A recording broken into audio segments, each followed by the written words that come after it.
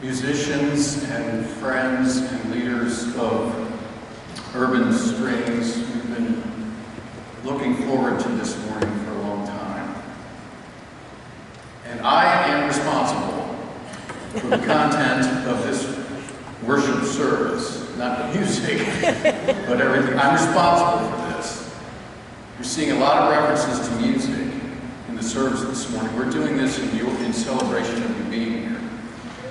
So I got to spend a lot of time last week studying, reading, thinking about the power of music. You just heard Psalm 47 and what it says above the psalm, before the actual psalm, and it says this, as you know, for quite a few of the psalms. It says, for the director of music. This psalm was written for the director of music. Some of the psalms were written as far back as 800 years before Christ. Our earliest psalms were probably written around 300 years before Christ. So let's split the difference. I'm going to say it's possible that the psalm that we just heard was written about 500 years before Christ. And the psalm writer writes about clap your hands, all you nations, shout to God with cries of joy. Who wants to shout to God right now with a cry of joy? If you want to, go ahead. God has ascended amid shouts of joy, the Lord amid the sounding of trumpets. We're talking about trumpets, 500 years before Christ. Sing praises to God, sing praises to our God, our King, for God is the King of all the earth. Sing to God a song of praise. So one of the things I got to look at, in addition to the psalm this week, is 1 Samuel 16, verse 23. 1 Samuel 16, 23 says this, and whenever the harmful spirit of God was upon Saul, David took the lyre and played it with his hand. So Saul was refreshed and was well, and the harmful spirit departed from him. Saul was the first king of Israel. And you might remember that much of his reign was painful. He was a man often in torment. In Samuel chapter 16, we find King Saul tormented by an evil spirit from the Lord. An evil spirit from the Lord. That's a whole other sermon. I'm not going to touch that one today. His servants suggest finding someone who can play the lyre skillfully to soothe the troubled king. What is a lyre? I looked it up.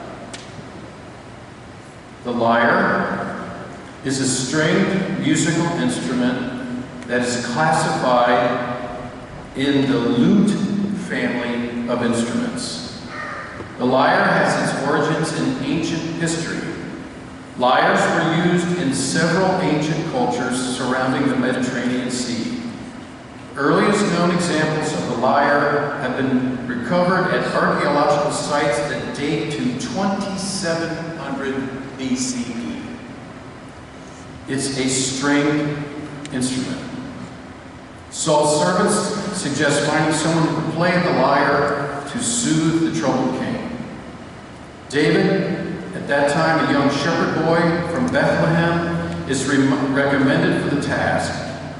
David is known for his musical talent and is also described as handsome and brave. He is brought before King Saul, who immediately takes a liking to him. The power of music. Now, it could have happened this way. The scene is set in the royal court of King Saul, a grand hall that adorned with rich tapestries and ornate furniture. King Saul sits on his throne, looking troubled and restless. David enters the room, carrying his lyre, his youthful face filled with a sense of purpose and determination. As David begins to play, the soothing melodies fill the room, calming the troubled spirit that torments the king. Saul's tense expression softens, and a sense of peace descends upon the court as David's music works its magic.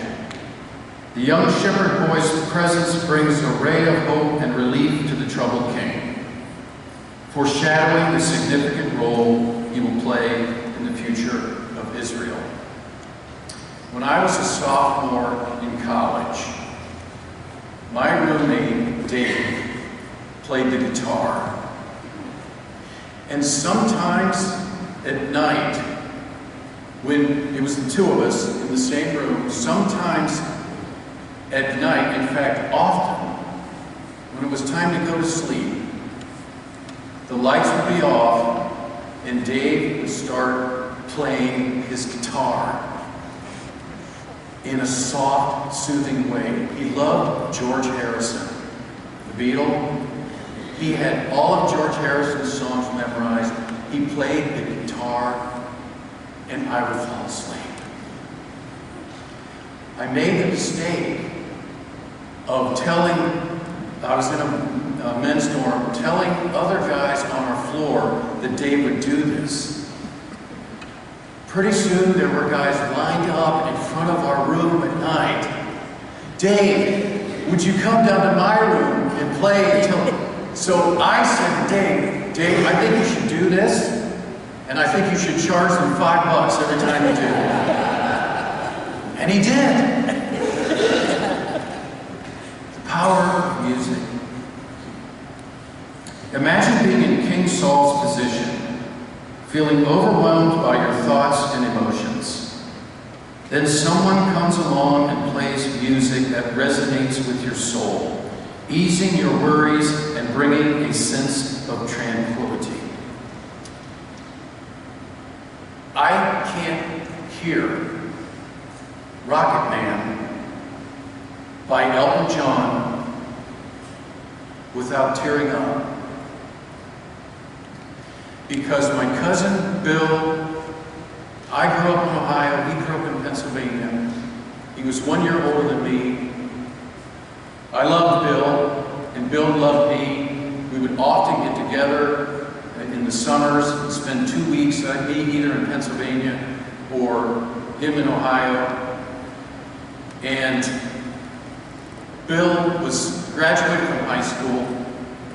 He was all set to go into the Air Force. And he lived near the Youghiogheny River in Pennsylvania. Anybody ever been to the Youghiogheny? It's beautiful. He and his buddies went down to the river. It's white water. They were playing frisbee, and my beloved cousin Bill drowned. About a year before that, we were riding in the car on Interstate 70 from Menneson, Pennsylvania to Marysville, where I grew up. And he had, now I know all of you people younger than me, we used to have these things called cassette tape players. You never see them anymore.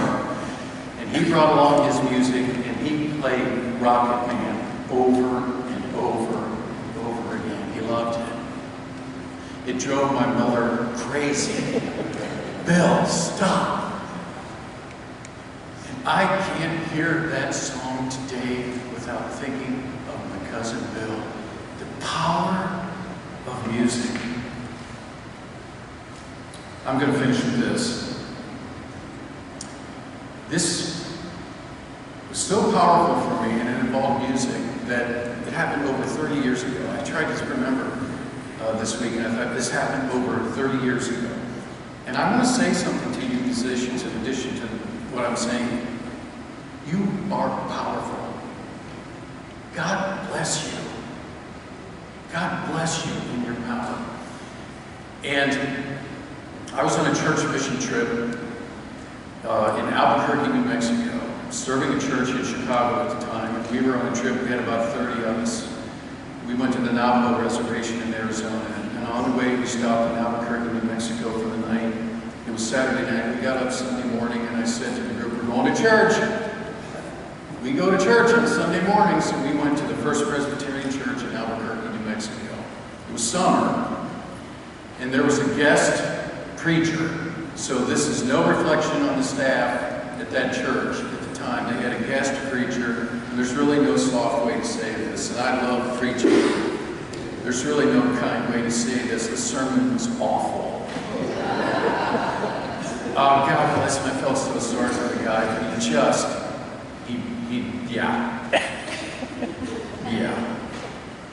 And I was a little, more than a little sad, more than a little disappointed. And that's when it happened. Right after the sermon came music. And it was a children's choir. And they sang. And they sang, "What a Friend We Have in Jesus," all 4 verses.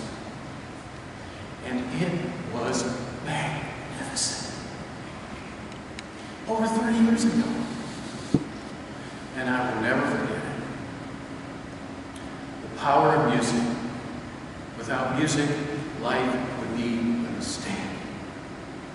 Clap your hands. Shout for joy. God bless you musicians. Amen? Amen.